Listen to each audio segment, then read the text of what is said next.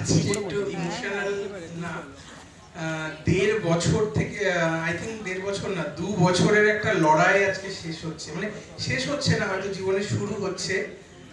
যারা খুব কাছ থেকে দেখেছে তারা জানে আর কি যে ভামিনী ছবিটা ঠিক আমার, ওমকার প্রোডাকশন, সন্দীপ দা, আরো মানুষ আছেন যাদের প্রত্যেকের নাম এখন আলাদা করে নেব না, তাদের লড়াই ছিল। মানে আজকে এই যে পিভিআর এ মাইকটা হাতে নিয়ে রয়েছি আর কি, এর পেছনে অনেকগুলো বিনিদ্র রাত, সেগুলো সব ছেড়ে দিচ্ছি। মানে এই মুহূর্তে আমি ভাবতে পারছি না আমার, মানে আমরা এইখানে যে পৌঁছাবো সত্যি এইটুকু ভাবতে পারছিলাম না।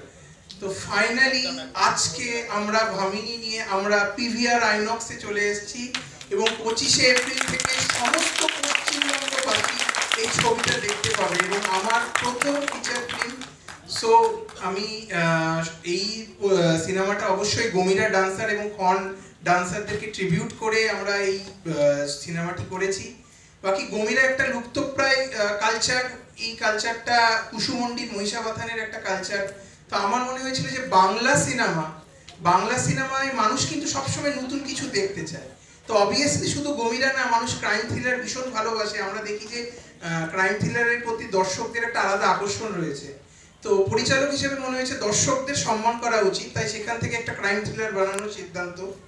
এবং কিন্তু আমার মনে হয়েছিল শুধু কি ক্রাইম থ্রিলার বানাবো, সাথে কি কিচ্ছু দেবো না, দর্শককে নতুন কি দেবো, ক্রাইম থ্রিলার তো সবাই দিচ্ছে।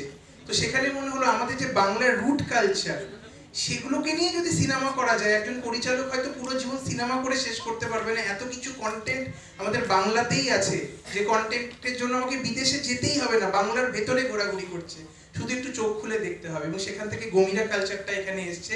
বাকি বেশি কিছু বলবো না, কারণ সিনেমাটা দেখার জন্য আমরা এখানে মিলিত হয়েছি। সো সেটাই প্রধান উদ্দেশ্য। ধন্যবাদ সকলকে, ধন্যবাদ আমাদের আমন্ত্রণে যারা প্রিমিয়ারে এসেছেন, ধন্যবাদ, thank you so much, thank you so much, thank you so much. জন্য